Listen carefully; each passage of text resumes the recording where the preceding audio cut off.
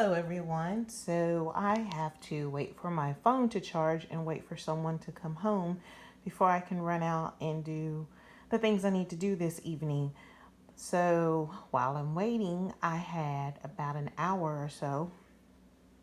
And all this week I've been working on making backgrounds using various Tim Holtz products.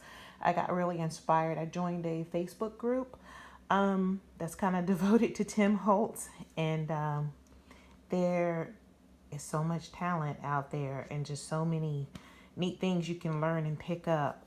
So anyway, a lot of the ladies have been making all kinds of projects with his paper doll people. And I know he has a new set coming out. Some people have been able to find it at Joann's. I haven't ventured over to Joann's this week, so mine's like, they're last on the bus anyway, so it'll probably be more like summer before my store season. But anyway, based on all the projects over on the Facebook group people have been doing with the little paper doll people, I used, I call these ladies and gents found ancestors. And there's lots of places on the web where you can find various images that are maybe more suited to your culture or even your preference. I mean, some people like to make their ATCs all based on cats. Some people like to do the wonky houses or whatever. I have always been fascinated by ethnic vintage photos because they are out there. They are hard to find, and sometimes depending on what area you come from in the U.S.,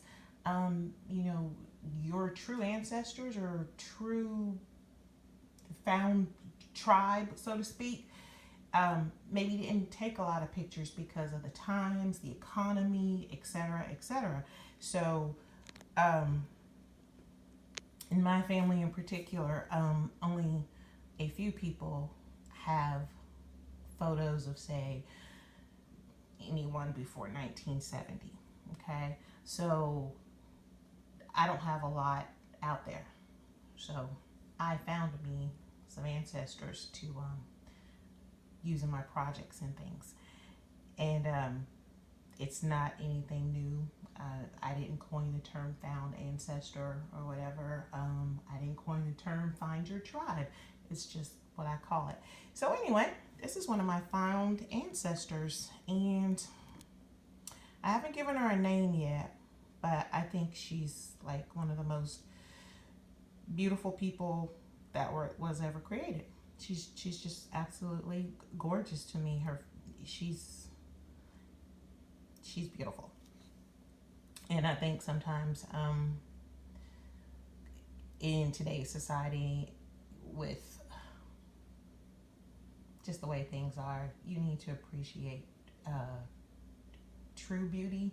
And I'm not talking about the beauty that we necessarily get from spending $1,000 on cosmetics, or the beauty we get because the media tells us that's what's beautiful, or what society tells us is beautiful. So this is going to be my ode to that. So anyway, when I give her a name, I'll let you guys know. But here's the first one. What I wanted to do, I wanted to play on the paper doll thing everyone's doing. I wanted to work with my Tim Holtz products. I also wanted to channel some creativity because I haven't had hardly any creative mojo in a long while.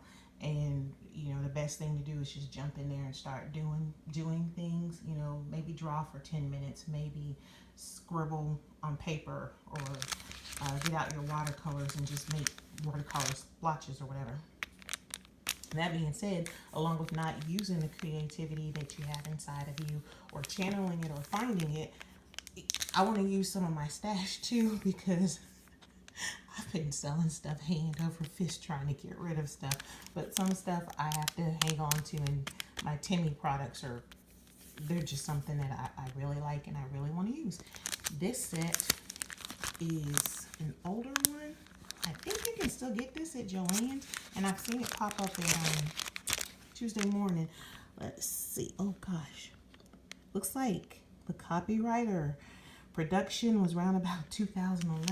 I had never used this set, guys. Now that just makes no sense. So I wanted to do those things.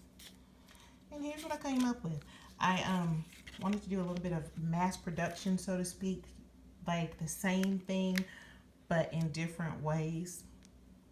Since you got the products and the materials out, why not? So this is the first one. And I've used distress oxides and distress paint, because I got some of the distress paints from Hobby Lobby when they were $1. So that's what the background is made of. There's a stamp here, as you can see. There's my image. I've cut her out, and then I've inked her.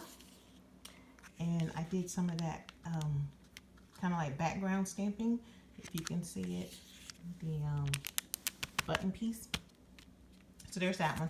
And I used 140-pound watercolor paper, because that it takes a lot. And you know, you can kind of spray on it, you can wet it, obviously, you can use paint on it.